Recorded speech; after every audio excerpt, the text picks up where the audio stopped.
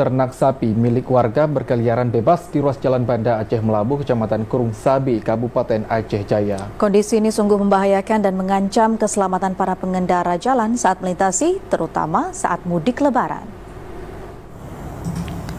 Keberadaan hewan ternak sapi yang berkeliaran bebas di Jalan Raya Lintas Banda Aceh Melabuh, tepatnya di Komplek Kantor Pemda Aceh Jaya, sangat mengganggu para pelintas. Kawanan ternak ini kerap kali menyeberang jalan saat kendaraan melaju dengan kencang. Seperti yang terjadi di lintas Banda Aceh Jalang, kawasan Jalan Tikungan yang berada di Desa Padang Datar, Kecamatan Kurung Sabi, puluhan hewan ternak sapi leluasa berkeliaran di sepanjang jalan. Kondisi ini sangat menyulitkan para pengendara, terutama pada saat mudik Lebaran, Idul Fitri, dan sewaktu-waktu dapat mengancam keselamatan jiwa. Atas kejadian ini, Babin Kamtipmas Polsek Kurung Sabi ikut menghalau kawanan ternak yang berkeliaran di jalan raya untuk keluar.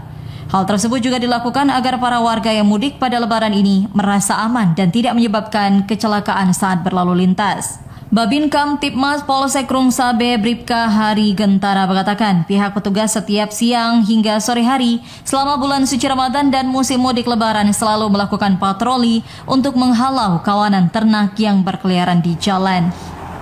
Kalau misalnya sore karena berkeliaran Bang, makanya kami tiap sore kalau misalnya di jalan, kalau kami melihat dari anggota Polsek untuk mengusir ternak di jalan Bang. Korban untuk laka lantas masih berkurang Bang, tapi untuk antisipasi untuk Lebaran ini untuk para mudik Bang, jadi untuk ternak kami usir Bang. Ia juga mengingatkan kepada para pelintas dan pemudik agar selalu berhati-hati saat berkendara dan kepada pemilik ternak agar dapat mencegah hewan ternaknya dan tidak melepas liarkan di jalan raya agar tidak terjadi laka lantas.